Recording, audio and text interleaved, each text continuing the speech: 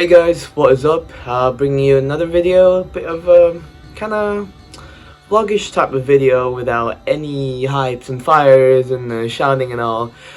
But yeah, today I want to talk to you about my indoor training. And as you guys might actually know, I do a lot of my indoor trainings at home with my bike over here. And some of you guys have been asking me how I actually do it and the types of training that I do and the purpose. So essentially I use an app called Zwift, and it's basically an online virtual app that allows you to simulate real life roads and tracks, and it has three parts. First of all, there's the trainer, which is somewhere over there, obviously the bike, and last but not least the Zwift app on my laptop. I use my laptop usually. And the trainer, I use AthlosX Vortex. So what the trainer actually does is to control the resistance on my tires, so it simulates a steep or an incline, and it pretty much tries to simulate how a real life road would actually feel like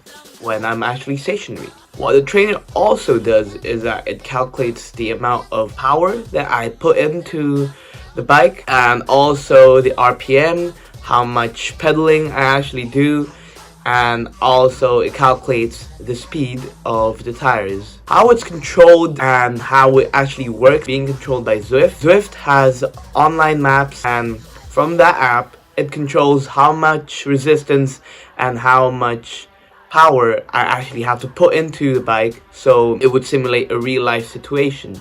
There are different maps and different courses that you can take in the Zwift app. Obviously you have the real life courses. For example, you have like a loop around London, and you have a loop around their own map, which is called Watopia. There you go. You also have their own training programs to increase your cardiovascular capacity using your bike. You have interval trainings. You also have very long distance trainings, which is also pretty useful for me personally.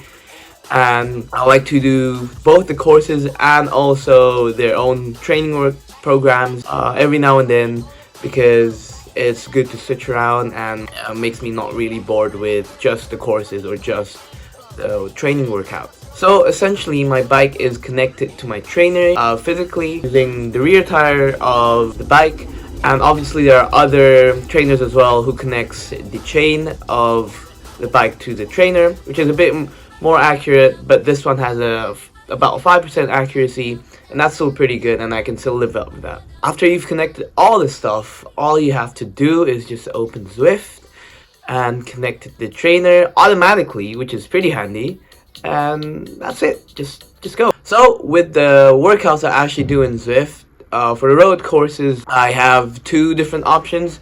I could go for a course that is very steep and very tiring, or I could go for a bit more long distance, a bit less tiring, but it just trains my endurance. I usually put about 300 watts of power on average for the steep hills, and what it actually does is it trains my overall explosivity, more my anaerobic ability. The long distance, obviously it's a bit less steep and very little elevation changes, so the resistance is not that much, and I average around 200 watts of power, and I do it for around an hour and a half to 2 hours. With all that in mind, what is the main difference of training in Zwift and training in the real world? Well, first of all, training in Zwift, I feel like it's a bit more tiring because not all the trainers are that accurate, so most of the time it's actually harder to make it more real and to make it a useful training. And another advantage of training in Zwift is that you don't really have to worry about commuting and going back home and going there and etc, etc.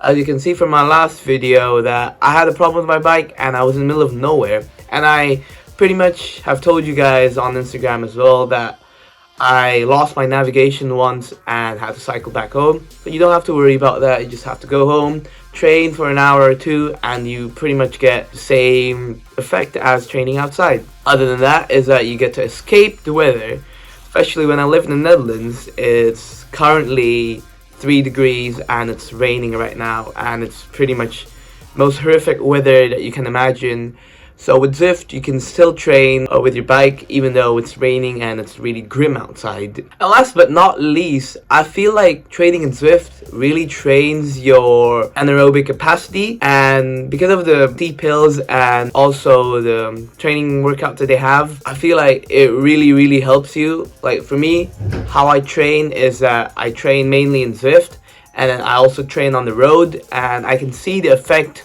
of my trainings in Zwift on the road. I feel just more powerful and feel much better when I cycle. And of course, there are also drawbacks with training in Zwift. First of all, it's quite expensive.